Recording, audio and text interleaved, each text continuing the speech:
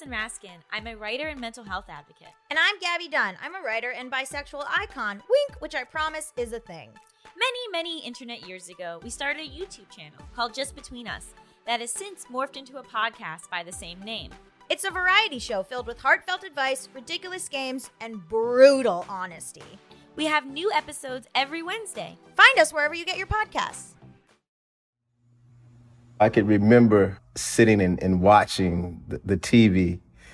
This actually happened, at the Capitol right in front of our own eyes, and it seemed like it couldn't be stopped. I frequent the Capitol, sometimes, and I see all the security, right? And just for that to be able to happen was really, really scary.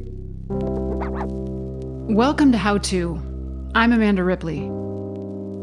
Today, we're going to continue our deep dive into how to prevent more political violence, which, if you haven't noticed, continues to be an urgent concern, both here and abroad. Chaos in Brazil, as thousands storm the country's capital, protesting October's election results. Supporters of far-right former President Jair Last week, we heard from Dr. Rachel Kleinfeld. She's a senior fellow at the Carnegie Endowment for International Peace and an expert on democracy and security. She explained how political violence can happen when influential pundits or politicians create a climate of fear. Then other people might hear that narrative and take violent action. There are people who gin up an atmosphere in which other people act. And if you don't recognize that the creation of the atmosphere is part of what's enabling it, you might think that you are not guilty. We really need to find a way to convince the people who are creating this atmosphere that they are really the ones holding the gun and someone else is pulling the trigger. How do we convince people who are ginning up the fear to realize the effect they're having? And by the way, that includes those of us who share violent memes or degrading jokes on social media. All of that contributes to this atmosphere. So today we're going to talk to someone who has personal experience coming to this realization and helping others get there, even in the midst of very violent conflict. My name is Curtis Toler. I'm currently the Director of Outreach for Chicago CRED, which is a organization founded by the former Secretary of Education, Arne Duncan. We want to have a transformative reduction in shootings and homicides in Chicago and abroad. I guess you can say I'm an expert in conflict resolution. For my last book, High Conflict, I spent many hours with Curtis in Chicago, learning how people get into violent conflict and how they get out. And lately, he and I have been branching out, talking to groups of people who don't think of themselves as gangs, but are trapped in similar kinds of dysfunctional group conflict. People like politicians. Okay, so it might seem like political violence and gang violence are really different. But actually, the history converges right where you are in Chicago, right? Mm-hmm, mm-hmm. In the late 1800s, Chicago politicians actually sponsored gangs, right? What they call them athletic clubs, and used them to intimidate voters, stuff ballot boxes, and enforce segregation. So that is the definition of political violence, and the tool were gangs of mostly, I think, Irish immigrants at the time. Is that right? Yep, you hit it, right? And then even having a conversation with some folks from the Hill, it was, kind of easy to get them to understand that they did act as gangs, and some people feel that they are gangs, and sometimes they themselves feel that they are gangs, because when they said that, we refer to them as the gang of six or the gang of eight, right? I was like, that's gang banging. Yeah, you're talking about, so a couple months ago, you and I had dinner with a small group of senior staffers in the Senate here in DC to talk about what you've learned from gang violence interruption that might apply to political violence. And when you and I met before then, I was a little bit nervous because I didn't know how they would respond to that analogy, but they got it right away. Yeah. Right? I mean, yeah. What was your takeaway from that conversation? I was kind of, like you. I was like, are they going to get it? Are they going to be able to correlate the two things together to see that they have a lot in common? Right. Are they going to get on this ride? Exactly. You know what I mean? And they got right on the train and rode along with us, right? And, I think that, some really good conversations came out of it. But then, not too too long after that, we had the thing, unfortunately, that happened to Nancy Pelosi, to her husband. Paul Pelosi. Yeah, right. Yeah. And so this thing is getting even more serious. On today's show, we're going to talk about how regular people like you and me and Curtis, get sucked into intractable conflict, the kind that can so easily tip into violence, and how we can break free. Stay with us.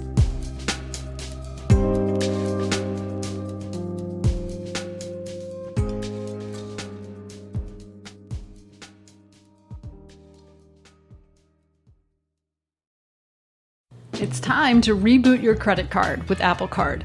Apple Card gives you unlimited cash back every day on every purchase. It's real cash you can spend right away. No need to wait for rewards.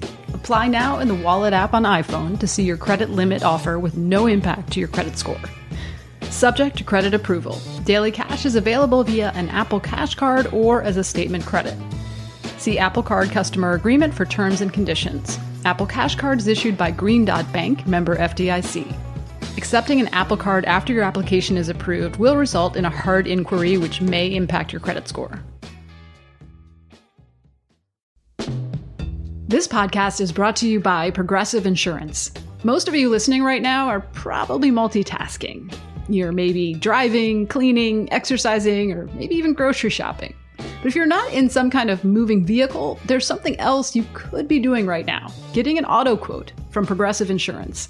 It's easy and you could save money by doing it right from your phone. Drivers who save by switching to Progressive save nearly $700 on average, and auto customers qualify for an average of 7 discounts. Multitask right now. Quote your car insurance at Progressive.com to join the over 29 million drivers who trust Progressive.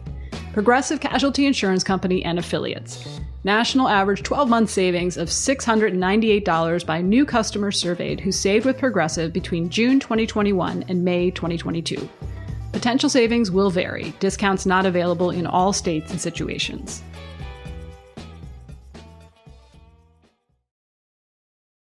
Before we get into solutions, it's worth getting to know Curtis a little better.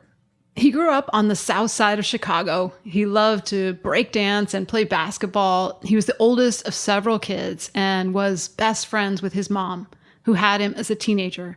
He also witnessed a lot of violence at home and in the streets, and he joined his first street gang at the age of 9 years old. When I think about that, right, I think about, man, that was a really, really young age. That's one of the things that really, really makes this relevant, right? Because if we don't get a handle on this, right, then it shapes the thought processes of other generations, if that makes sense, right? Because when I think about, I was 9 joining a gang. So I took on that gang's identity and my brain wasn't even fully formed yet.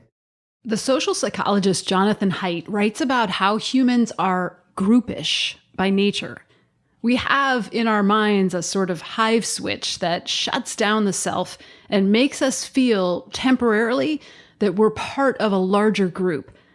And it's just impossible to understand gang conflict or political conflict without understanding this. Our deep wiring to live through our various tribes vicariously. There were these ongoing wars that I just became a part of.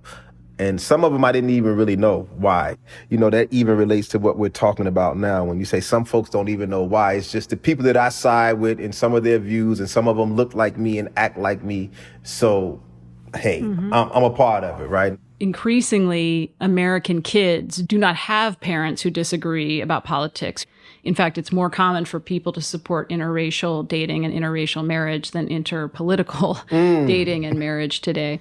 And so you have this really homogeneous experience, and your parents identify with Republicans or Democrats, and so do you. And we know from the research that when your group experiences humiliation or pain or loss, the brain processes it like it's happening to you, like physical pain. So I was just looking at this study where you could, you could see the brain scans, and they're the same. Like if I give you an electric shock, or I give your family member an electric shock or your group an electric shock, the brain kind of responds the same way, lights up the same way. So that's really like, it's almost like it's a beautiful curse, right, of humans that we experience such vicarious triumph and suffering.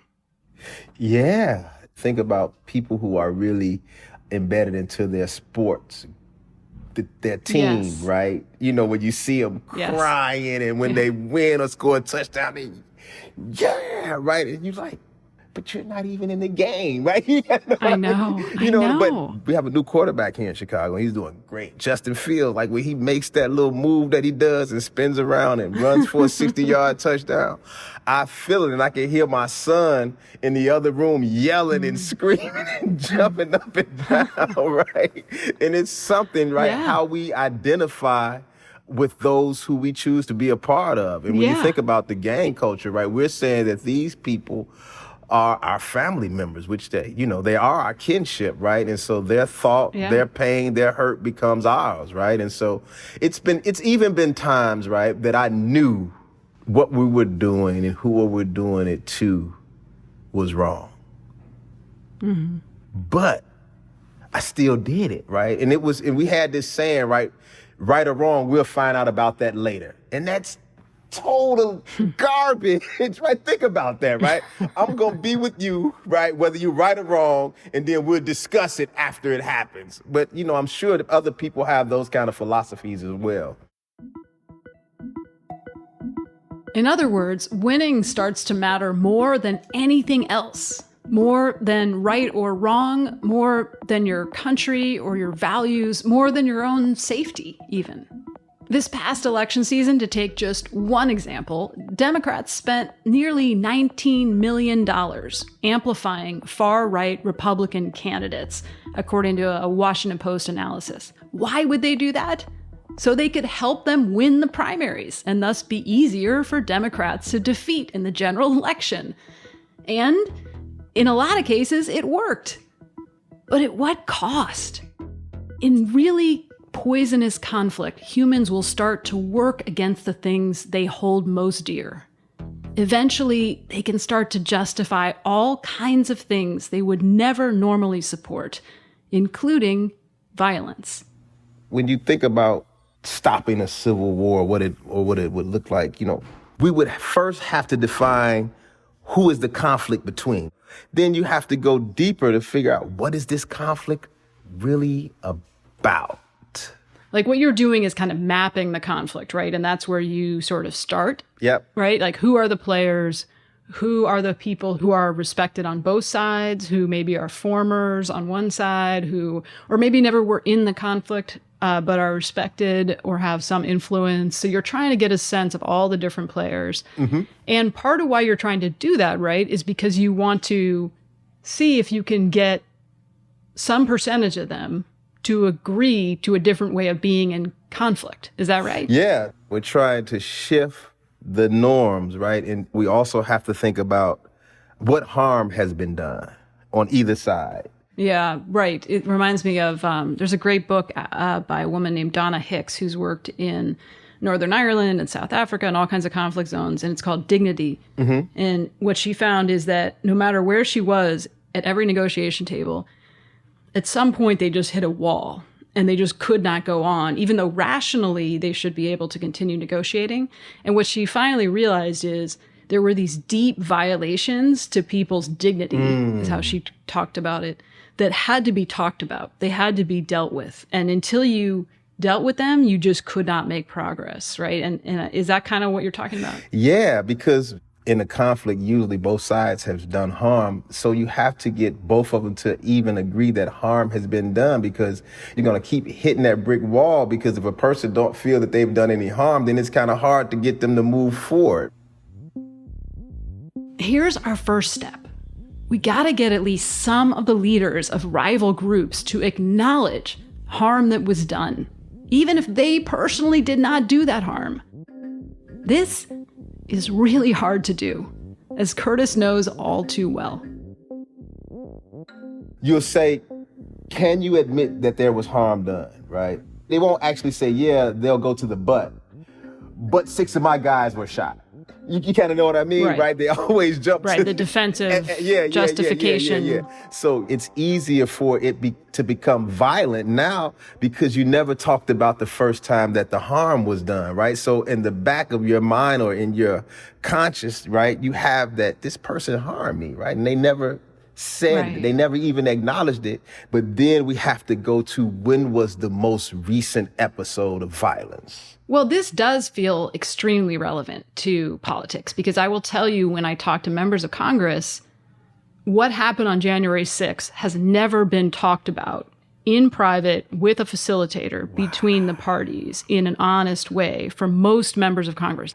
And it is just fermenting underground. Like the Democrats are extremely angry. They don't feel like this attack on the institution and on themselves and their staff has been acknowledged, right? And then on the other side, it seems like a lot of the Republicans feel like they're doing the buts, right? The justification, right? I didn't tell them to go in there, and plus there was Antifa there and all the other like dubious claims that you hear. So you get into this cycle where it's not being talked about, but it is definitely driving the conflict. I mean, these are people. Yeah. You know, these are humans. That's trauma that just doesn't get talked about. Yeah, and that's really, really unfortunate. Just to be frank, it's kind of hard to move forward if someone is not willing to just say, hey, you know, it happened, it was wrong, at least, right? Yeah. Going to just like a street conflict, right? I'll have a guy in a room, he'd be like, yeah, I wasn't actually the guy that shot him, it was such and such, such and such, but he was part of your group, right? So, you know what I mean? So it wasn't you directly, but it was you indirectly, and if you're the leader of this particular group and it's coming from you, trust me, the people that harm was done to will take it and receive it. And look, calling it out can be politically risky, to say the least. Take Liz Cheney, who broke from party lines to seek justice and accountability for January 6th and ended up losing her seat in Congress. It helps if a group of leaders take this step together, and it can also take years for this to happen. But the goal, ultimately, is to get people to acknowledge the harm so that they can then start to talk about the future and how to do conflict differently. Usually by coming up with some sort of non-aggression agreement or code of conduct, something politicians in other countries have done many times before in order to reset basic norms of decency. But the more violence that happens, the harder it is to get people to the table. We're talking about conflicts where there has been loss of life, right? And sometimes a lot of loss of life, right? And those are extremely hard to overcome when you're talking about the death of a loved one. And when I say loved one, I don't mean that they had to be actually related to you through blood, but they're your loved one because you love them and they're part of your particular group. And when you think about someone who's experienced that kind of loss, it's sometimes, majority of the time, really, really difficult to get them to come to the table to talk about a non-aggression agreement, right? Because we're just set up to get our lick back or retaliation. So it's really hard, but it is not impossible to get people to come to the table. Take Curtis, for example, who voluntarily left the high conflict that he'd been trapped in for over a decade. He didn't do this after he got shot. He didn't do this after he went to prison. He left after he had kids, and he started to think of himself as a father, as a husband, as something more than a gang leader. And I think that's something that, you know, we all have to think about, even talking about this political realm that we're in, right? Do we want our children and our grandchildren to go through this? That is the question. That is the question, right? It is always kids who suffer the most Always. in this kind of conflict. In any Always. conflict. And it does seem like I hear this again and again, whether it's in the Colombian Civil War or in, you know, a high conflict divorce, that the most powerful sales pitch there is for people to come to the table is their kids. I definitely agree. Kids and family.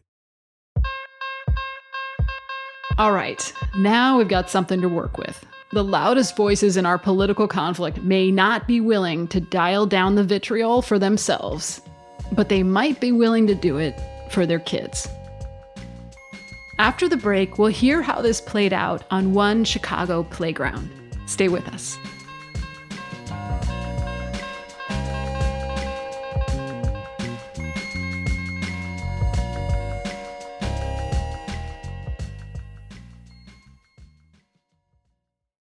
It's time to reboot your credit card with Apple Card.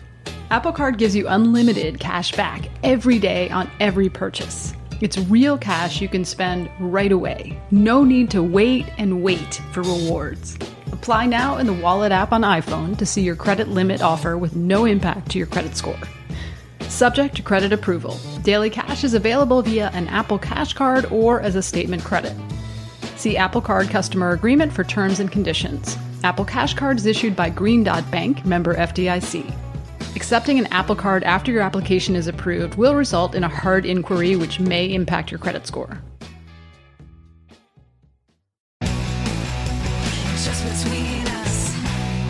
Hi, I'm Allison Raskin. I'm a writer and mental health advocate. And I'm Gabby Dunn. I'm a writer and bisexual icon. Wink, which I promise is a thing. Many internet years ago, we started a YouTube channel called Just Between Us that has since morphed into a podcast by the same name. It's a variety show filled with heartfelt advice, ridiculous games, and brutal honesty. We have new episodes every Wednesday. Find us wherever you get your podcasts. Hey everybody, it's Tim Heidecker. You know me, Tim and Eric, Bridesmaids, and Fantastic Four.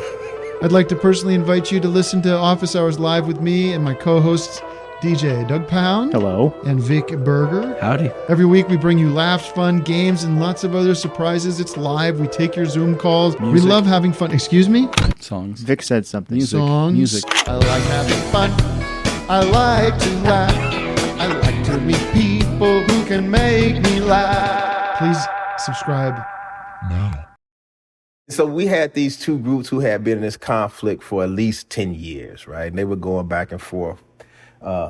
And when I say bodies were dropped, I don't want to say that as if these aren't human lives that I'm talking about, right, because they are, right? But, there were bodies on both sides. When we said, what would it take for you guys to come up with a non-aggression agreement, right? And both of the sides to agree to it. We thought that they were going to come up with these outlandish offers. Give me $1 million.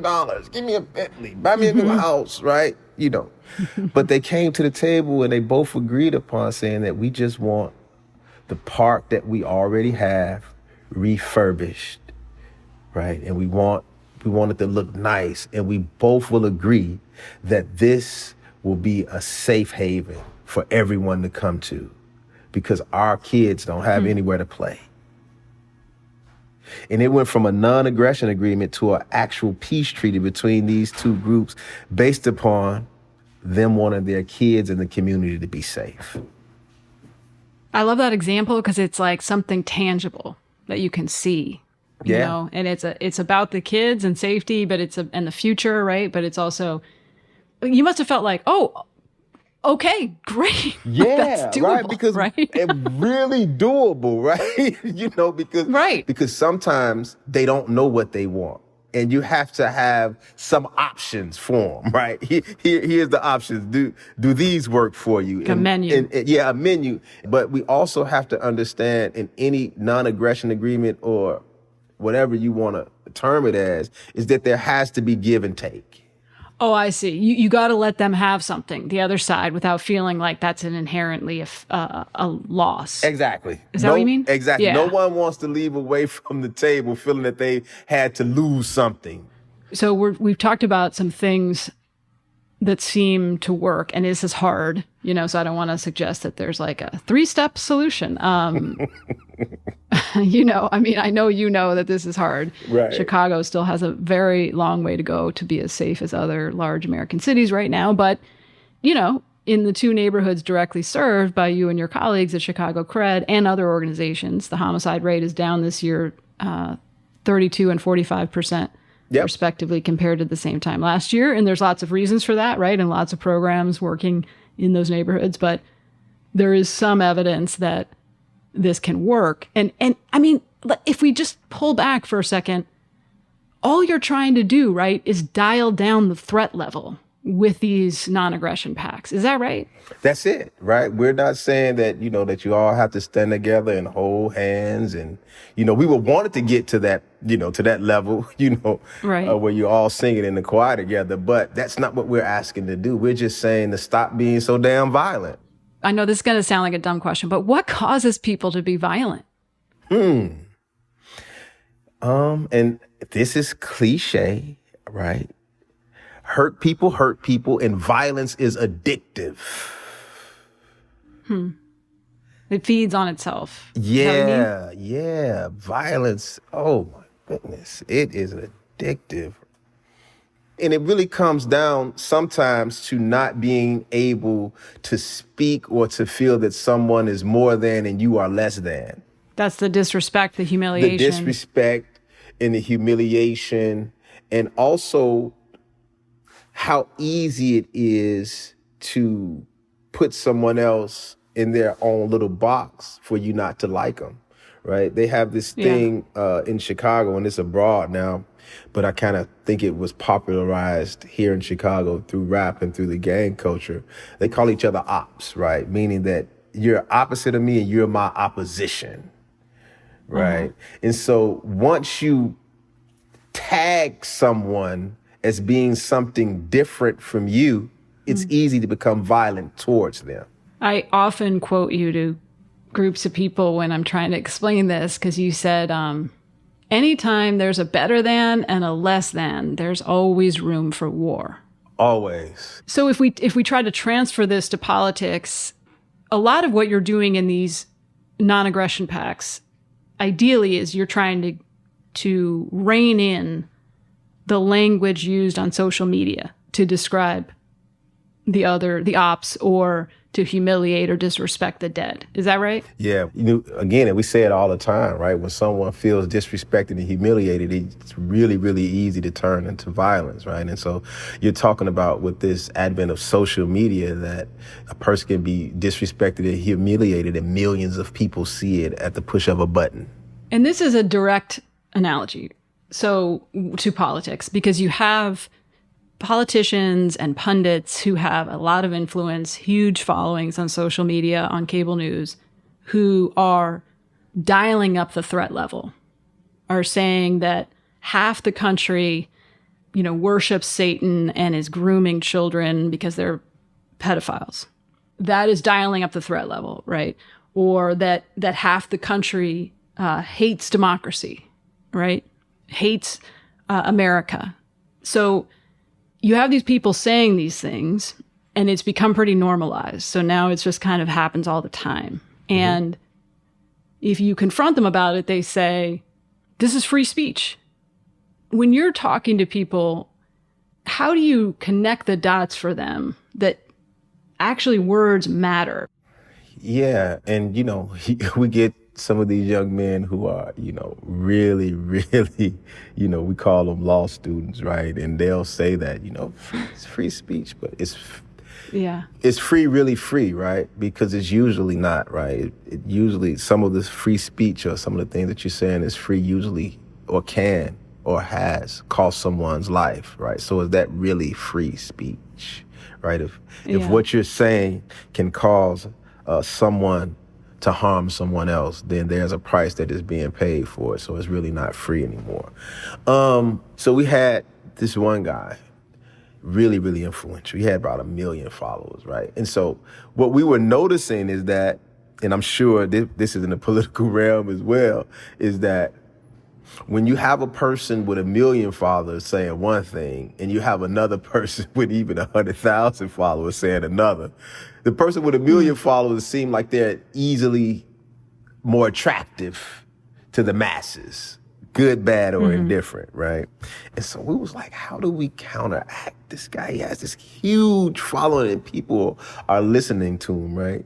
And so what we did was we found 3 or 4 people with 100,000 followers. We found 10 with 10,000. We found 25, with 6 or 7,000, right? Until we got to enough of those influencers, right, who had just as a bigger following as a person with 1 million, even though it wasn't just the one person, right? And we had them kind of commingling their followers together, right? We'll put them on something together. We'll put 5 of them on something together. So now all of their, and so that was one of the things that, you know, that we did. And he was like, oh, okay, y'all teaming up against me, right? And so eventually he did say something different. He didn't go all the way to the side that we wanted him to go to, but we just wanted him to at least see that it was, that we could form, you know, a coalition to go against the rhetoric that he was speaking, because at first he felt like he was untouchable, right? Because he just had this enormous following and people were listening to him. Right, it feels impossible. Yeah, right? Yeah. I love this. It's basically a math problem, is what you're saying. Everything, yeah. Majority of our problems is math, right? Because I'm thinking about all these, you know, fire starters and conflict entrepreneurs in politics who have millions of people following them. Well, you know what? You add up a bunch of lower level politicians and pundits who are not as high conflict. Now you have equal reach. Yeah. I love that. And that was one of the things that we were talking about, even when we were talking to the folks from the Hill, right? Is that a lot of them felt that they didn't have enough power.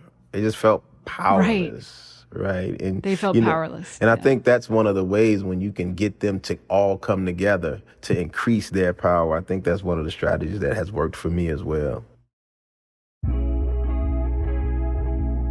Here's the next insight.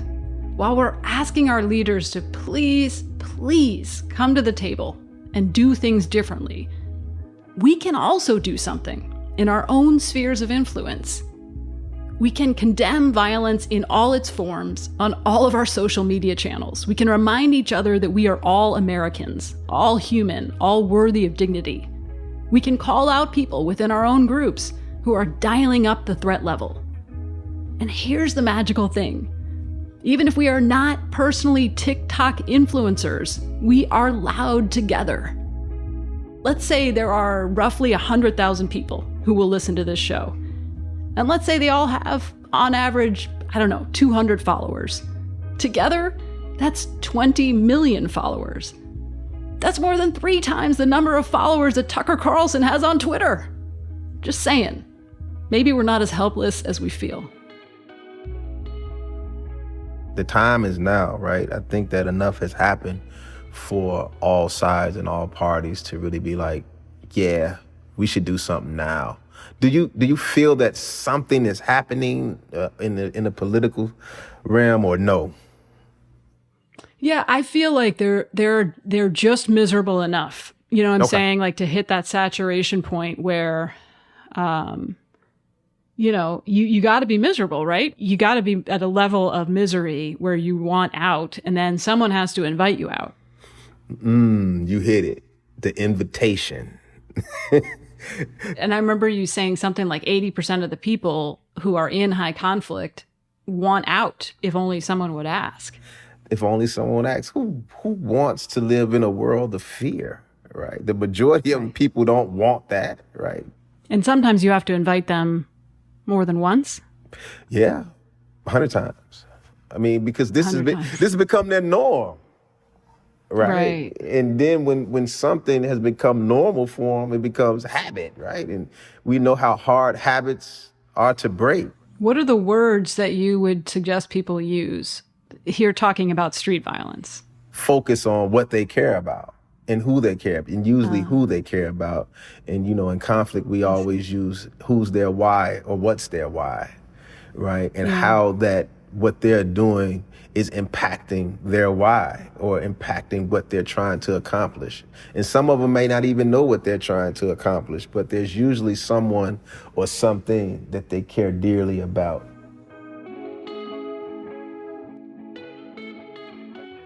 Listening to you, it seems like there's an analogy with politics. So most Americans know someone who is deeply bewitched by our political conflict. And maybe they're not in politics, right? But they're listening to extremely partisan podcasts They're on Facebook, Twitter, Instagram, YouTube for hours a day. They're really deeply motivated by the political conflict. And there is a cost to that for them, for their family. You know, there's a temptation, I think, to distance yourself from people who are really bewitched by conflict. And sometimes it's for your own safety, which is one thing, right? But sometimes it's because it's, you know, it's toxic. And it's sad. And it's and they're right. And you don't feel like having an argument about this. And it's upsetting, right? But what you're saying is you got to find out what their why is. What do they hold dear? And maybe it's their religious beliefs. Maybe it's their children, right? And can you speak to that? And can you connect with them? And not just once, but again and again. Yeah. And again, like we're taking real small steps, right? Because I think sometimes we go into these conversations and we try to change their whole belief system, right? Or when when when we're talking about these street involved young men and women, we go in saying that, and I hear, a lot of the people in politics, we're anti-gang. No, I'm not anti-gang. I'm anti-violence. I don't care about the gang, right? The gang could have some benefits. I just want them to stop being violent, right? And I think that's the same conversation that, that we need to start having, right? Okay, your belief system, I might not believe in it, but can we all agree that violence is not the answer? And I think that's the start, right? Because you go in like, I don't think that you should be a Republican. I don't think that you should be a Democrat. That their whole philosophy is wrong. Okay, it's kind of hard to sway someone like that. But can we just say, hey, I think that hurting someone or harming someone is not good for anybody? Can we agree on that? That's the start, the spark, the thing we can work with. Can we agree that what we're doing isn't the answer? We need to start seeing each other as human again, even as we disagree.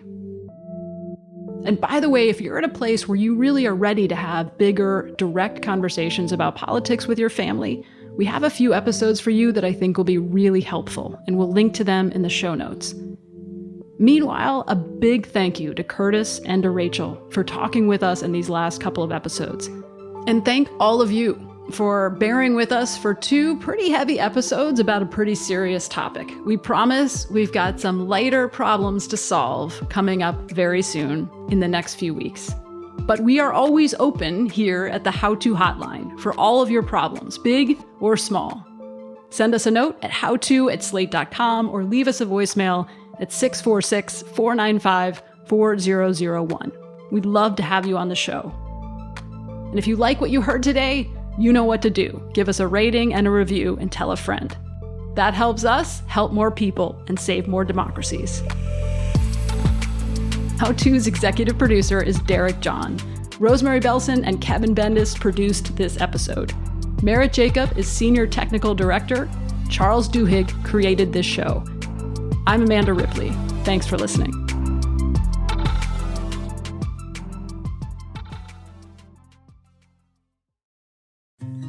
Electric vehicles are worth watching. With climate change and everything going on in the world, it can make you think a lot about our impact on the environment.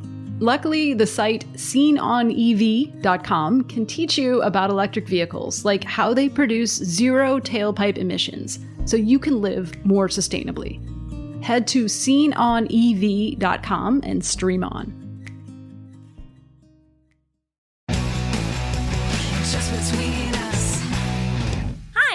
Raskin. I'm a writer and mental health advocate. And I'm Gabby Dunn. I'm a writer and bisexual icon, wink, which I promise is a thing. Many internet years ago, we started a YouTube channel called Just Between Us that has since morphed into a podcast by the same name. It's a variety show filled with heartfelt advice, ridiculous games, and brutal honesty. We have new episodes every Wednesday. Find us wherever you get your podcasts.